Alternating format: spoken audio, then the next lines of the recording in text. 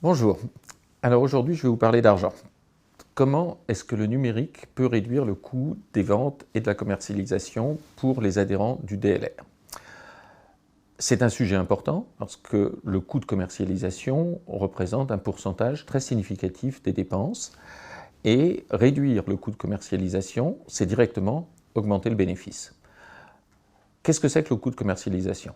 C'est le rapport entre les dépenses que l'on va avoir, donc des dépenses de marketing et de vente, rapportées à la marge générée. Donc, réduire ou optimiser le coût des ventes et de commercialisation, c'est d'abord avoir le moins d'échecs possible, parce qu'une vente qui n'aboutit pas, c'est une perte sèche sur tout ce qui a été investi sur cette vente. C'est d'avoir le cycle de vente le plus court pour passer le moins de temps possible, mais c'est aussi d'augmenter la marge, puisqu'on rapporte un coût à une marge. Un rôle qui était traditionnellement dévolu aux commerciaux, le rôle de prospection, de qualification, d'information des prospects, passe vers le marketing numérique, qui a l'avantage d'être beaucoup moins coûteux, d'abolir les distances, de pouvoir toucher une cible beaucoup plus large. De toute façon, même si on ne voulait pas réduire le coût des ventes, il est nécessaire de faire ce transfert parce qu'il y a une anonymisation croissante des prospects. Un prospect connaît son fournisseur bien avant que le fournisseur ne le connaisse.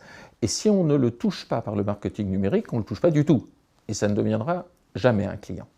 Donc ça, c'est le premier élément. Le deuxième élément, c'est que ça permet donc aux commerciaux de se concentrer sur la phase de négociation et de conclusion des affaires.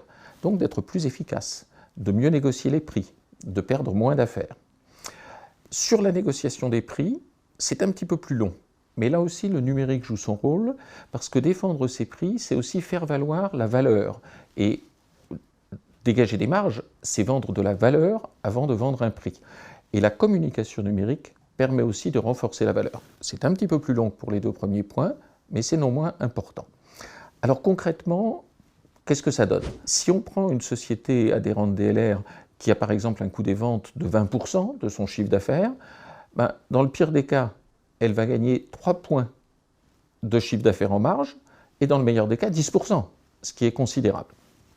Donc c'est un sujet qui est important, qui est urgent, et il serait déraisonnable de ne pas profiter de cette opportunité.